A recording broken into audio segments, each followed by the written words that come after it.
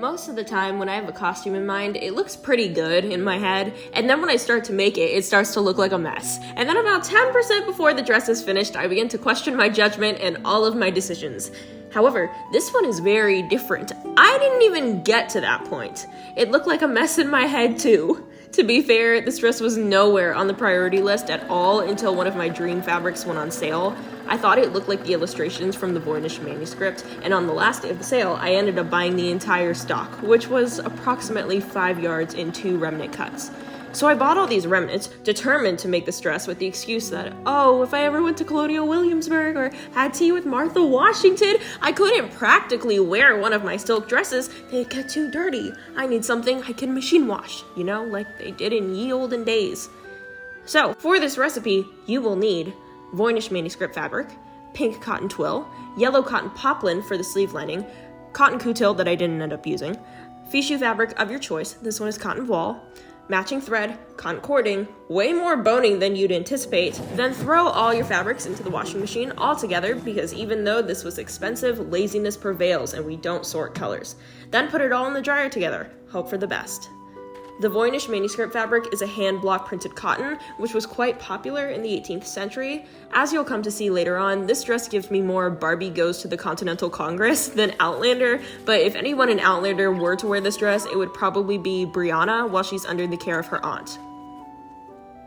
Printed cottons were popular amongst all classes of women, but the very colorful, intricate, and detailed prints like this were typically reserved for wealthy women with a budget to afford it.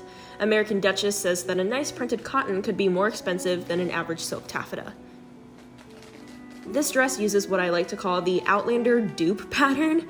I bought this a while ago with the intention of using it as the Eliza pattern base, but ended up not liking how it looked for Eliza's dresses, so it sat sad and unused for all this time. The first I heard of Outlander was actually through the dupe patterns. There's this one, and then there's a ball gown from season 2 of the show, and I watched about 80% of the entirety of that show, 6 seasons as of now, while making the Princess in Disguise dress, and still didn't finish the dress in the time it took me to watch that show.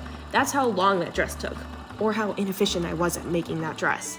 I'm gonna try to go light on the Outlander spoilers since I'm only going to be talking about the clothing, but if you follow me on Instagram, you can read a lot more shamelessly unhinged takes about the show and books. I think the costuming in Outlander overall is immaculate. I'm no professional historical fashion or textiles expert, but I can only think of about 5 costumes across all the seasons that are noticeably inaccurate for the 18th century, and I'm pretty sure 4 of them are deliberate choices. The last one is actually my favorite costume in the entire show, and it's about 40 years plus too modern for the episode it's in. I might make it one day. Side-eye.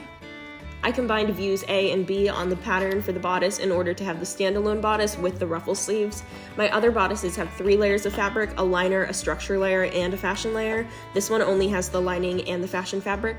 Since most of this bodice is supported by the stays and stomacher, I didn't think it would be necessary to add that extra structural layer. Instead, I sewn the boning into the seams of the lining.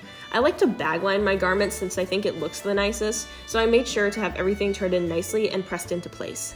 Then, once I had everything except the 2 side center bones inserted, I hammered the grommets into place. Word of advice, you can trace your markings onto the right side of the lining fabric when you cut out your pattern pieces because you're going to be punching out sections of the fabric anyway, so no one will ever know you drew on the fabric. After that was done, I slipped the 2 missing bones into place, stitched it all up, and was ready to work on the skirt.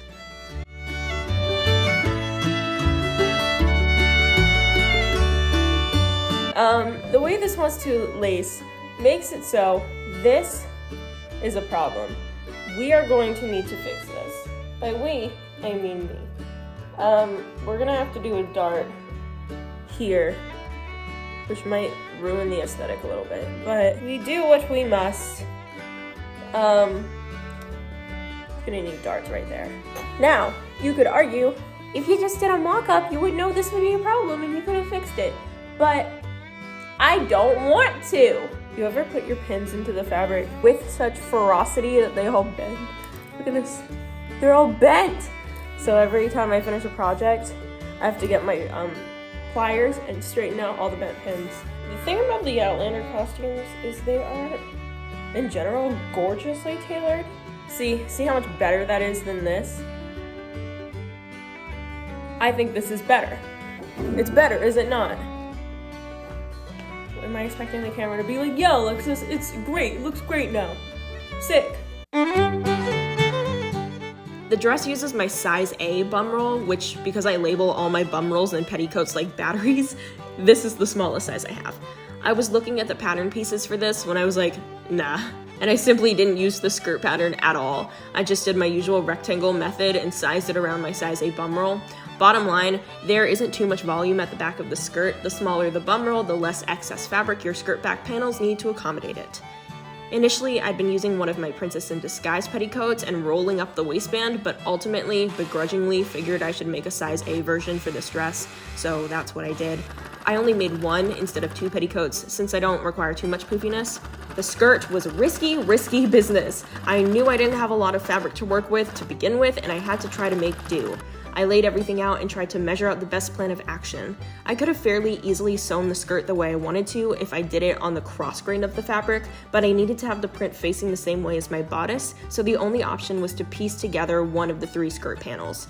I'm pretty pleased with the piecing job. The busyness of the fabric and the somewhat inconspicuous placement of the seam makes it fairly unnoticeable upon first glance. They're never gonna know. They're gonna know. They're never gonna know. They're gonna know. While I definitely would have preferred not to have done this, piecing was common practice in the 18th century. During this time, fabric was extremely expensive, so shameless piecing was done on even the fanciest of dresses. The hem of this dress is a little higher than many of my other fancy gowns. This one is right about at the ankle. This would make walking a lot easier if I were to ever go wearing this out and about. This is giving a little bit Araminta from Barbie and the Three Musketeers, now that I think about it. We're gonna make the fichu now. The fichu is a delicate embroidered cotton voile. It, along with the Voynich manuscript fabric, really appealed to my maximalist taste. I found it so charming and knew I had to get it for this dress, even though I already have a white fichu on hand. An embroidered white fichu like this would have been worn by a well-to-do woman who did not need to worry about staining the fabric while working. Outlander does a really nice job of this, especially when Trisha Bigger dresses Claire in the later seasons. While she's at Jocasta's, she's typically dressed in very fancy silk dresses with fine white lace fichus, but back at home on the ridge, she's wearing colorful printed fichus. Of course, Claire's wardrobe is still much nicer than the typical working woman of the time, even then, but these colorful fichus would have been more typical for a working woman. So this is how I generally try to store all the costumes.